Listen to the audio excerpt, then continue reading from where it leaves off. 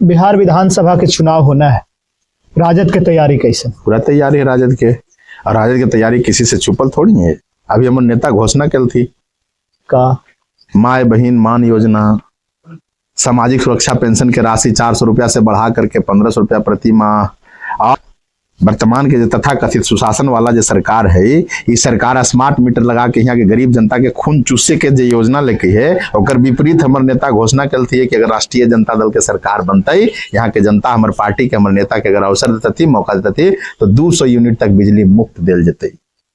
हमारे नेता जो बात बोला थी माए बहिन मान योजना के बात कल थी कि यहाँ के प्रत्येक महिला के बिहार राज्य के अगर हमारे पार्टी के सरकार बना है, तेजस्वी यादव जी की सरकार बना है, तो हर महीने 2500 रुपया उनके महिला लोग के इस बिहार राज्य के आर्थिक रूप से स्वावलंबी बनाने के लिए, आर्थिक स्वच्छंदता के लिए, आर्थिक सबलता के लिए उनका दिल जाती 2500 रुपया प्रति माह माए बहिन योजना के तहत। हमारे नेता के जो वादा है, ये जुमला न है, वादा निभाए वाला, वचन के पक्का मजबूत इरादा वाला तेजस्वी यादव की बात है, घोषणा है। चूंकि ये घोषणा से बिहार की जनता वाकिफ होती। 2020 में नेता घोषणा चलती है ना कि हमारे सरकार बनतो तो 10 लाख नौकरी देवो।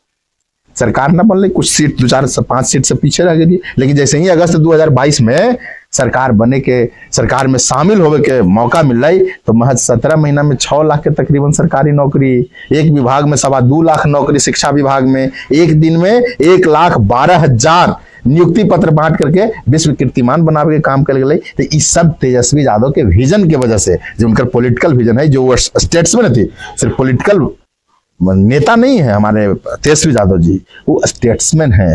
वो इस हिसाब से रणनीति बनाते हैं। उनकी कार्य योजना जो है वो बहुत बखूबी रूप से बना करके धरातल पर उतारे के काम कर रहे थे। तो नीतीश हमारे नेता तेजस्वी प्रसाद यादव जी जो घोषणा कल थी तो चुनावी तैयारी की रणनीति के हिस्सा है। अब बिहार के जनता के विश्वास है कि तेजस्वी यादव जो कहा थी कर थी, तो यही आधार पर जो है हमारे पार्टी के प्रति लोग में आस्था विश्वास बढ़ल है। और 2025 में नया बिहार में नया सरकार के सौगात बिहारवासी के मिलते ही हमारे नेता तेजस्वी प्रसाद यादव जी के नेतृत्व में।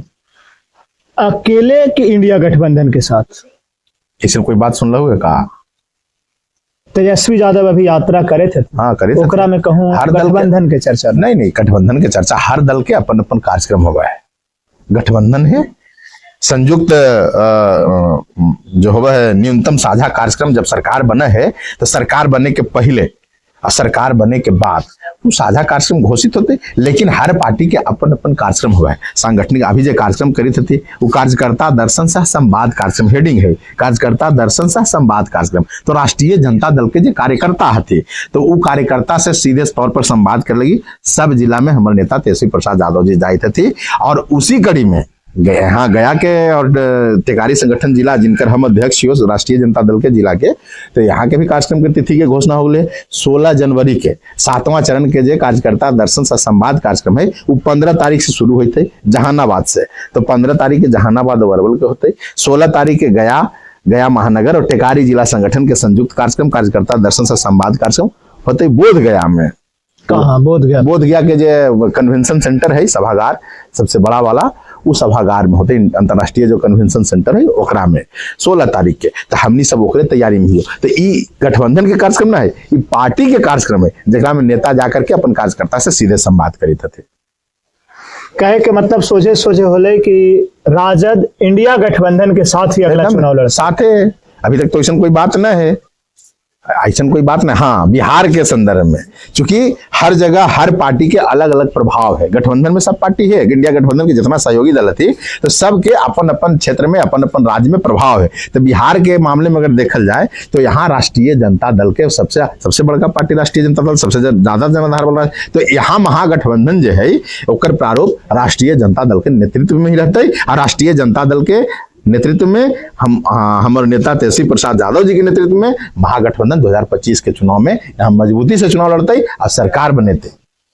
पप्पू यादव कहीं असहज तो न कर देती? पप्पू यादव असहज को जिक्र थे। एक तरफ निर्दलीय सांसद, दूसरी तरफ कांग्रेस पर दावा। तो वो तो पप्पू यादव जवाब देते थे। पप्पू यादव 6 बार के सांसद थी, सीनियर थी, लेकिन कभी इधर कभी उधर, कभी इधर कभी उधर। न भाई कि दुल्हबो के भाई और कन्हैयों के भाई तो ई चीज तो हम ज्यादा टिकट टिप्पणी न करो, बड़ नेता हथी, सीनियर नेता हथी, और उनकर जो द्वंद्वात्मक स्थिति है तो हम कुछ बोलबे और फिर नहीं आकर के तो फिर हम तो कहाँ के रहबो, इसलिए उन पर कोई टिकट टिप्पणी न करबो, उनका प्रणाम कराइयो, जो करी थी वो अपन करते रहता थी। अब बिहार के कभी इधर कह दियो ना एक बार कि दुल्हबो के भाई और दुल्हनियों के भाई, ये होता है ना। पिछला बार जो लोकसभा में असहज स्थिति बनले हल और हमें कहीं न कहीं राजद के चलते ही उनका कांग्रेस छोड़े पड़ले। देखा राजद के चलते कांग्रेस छोड़े पड़ी, ऑन रिकॉर्ड कुछ ना है ऐसा। अगर ऐसा बात रहते ही हल इतना इंपॉर्टेंट रहता थी हल कांग्रेस के लिए पप्पू यादव जी, तो गठबंधन उसी समय टूटी। जो बात तू कही तो ना, तो वैसा बात तो ना हल। पूर्णिया से राष्ट्रीय जनता दल के उम्मीदवार दिल गए, कांग्रेस भी ओकरा स्वीकार करके, ऐसा बात तो नहीं कांग्रेस ने स्वीकार करके या ओकरा पर कोई टीका टिप्पणी होले, किसी तरह के कोई मतभेद मनभेद होले, कुछ ना होले। तो ऐसा कोई बात न है और कोई असहजता न हल, कहीं कोई बात न हल। महागठबंधन जो है सब इंटैक्ट है, सब सहयोगी दल आपस में इंटैक्ट थी और सब मिल करके 2025 के चुनाव लड़ती थी। दिल्ली में विधानसभा चुनाव होवेला है और वहां एगो नेता अपने के नेता के बात के आगे बढ़ाते हुए कहल थी कि अपने के नेता के बारे में कि वो कभी कहल थी कि हम ऐसा सड़क बना देंगे, तो वो भी कहल थी कि वो उसे कहल थी तो हम भी प्रियंका गांधी के गाल के जैसे सड़क बना। रमेश बिधुड़ी के बात करी था वो, अब अपने समझ गए हो तो नेता आदमी। हाँ, रमेश बिधुड़ी के बात करी था वो। सबसे पहले तो हमारे नेता के जो आधार बना के जो बात कही थी तो हम अपने के चैनल के माध्यम से मांग करी थी, खाली रमेश बिधुड़ी जी से न, भारतीय जनता पार्टी के कोई कार्यकर्ता से, कोई नेता से, कोई पदाधिकारी से, कि हमारे नेता आदरणीय श्री लालू प्रसाद यादव जी के हवाला देकर के जो बतिया कहलती है, तो लालू जी के वो वाला जब बोलती है से कोई अगर सबूत ही तो ला करके दे देती। मैंने अपने कहे थे कि लालू ज्यादा भी बोलबे न कहल थी कभी, हम तो कही थी। हमरा तो बड़ा ताज्जुब हुई थे कि जब ये सवाल कहल गए तो रमेश बिधुड़ी बड़ी बेशर्मी से, बड़ी बेहयाई से बोलती है कि पहले लालू यादव जी से, रमेश बिधुड़ी जी की तो होती है घड़ी क्लिप निकाल करके दिखावे का, मतलब कि दिखाई लालू जी बोलती है, बोले से खाली हो जाता है। तो भारतीय जनता पार्टी के आरएसएस के कार्यकर्ता नेता जो है ना, उनका यही चरित्र है, महिला के हमेशा अपमानित करे के, हमेशा से महिला के अपमानित करे के चरित्र है। देखा अभी 25 तारीख के पूर्व प्रधानमंत्री श्रद्धेय अटल बिहारी वाजपेयी जी के जे पटना में मनावल जाए थे जयंती समारोह, तो देवी जो लोक गायिका हथी तो एगो भजन गल थी कि रघुपति राघव राजा राम पतित पावन सीताराम। तो सीताराम से इतना नफरत है सीता के नाम से कि अश्विनी चौबे जो केंद्र में मंत्री रहती, बिहार में मंत्री रहती है, वो नारा लगा लेती जय श्री राम जय श्री राम। ये सब निखंड लोग थी, बिना माय के कोख से पैदा ले लोग थी, माय के कोख से जन्मने लगती है। जबकि कहा थी कि हम हिंदू सनातन संस्कृति के मानने वाला लोग ये, तो हिंदू सनातन संस्कृति के जितना धार्मिक ग्रंथ है वो धार्मिक ग्रंथ में कहानी है। सूर असुर संग्राम तो लोग सबको जाना थी। सूर असुर संग्राम में जब जब देवता लोग के समस्या के समाधान ना होला, असुर लोग भारी पड़ थी, देवता सब हार मान गल थी, तो देवी माई के याद कर गए। और देवी माई जब के याद कर तो देवी माई आ करके उस समस्या से निदान दिलावे के काम करती है। ये सब अध्यात्म, धार्मिक अध्यात्म लिखल है। अब कहा थी कि हम हिंदुत्व के बात करे वाला लोग ये, तो जौन हिंदुत्व में देवी माई के प्रधानता है, पहले सीता तब राम है, पहले राधे तब श्याम है, पहले माता तब पिता है, ये हिंदू सनातन संस्कृति ने सीखा गई है।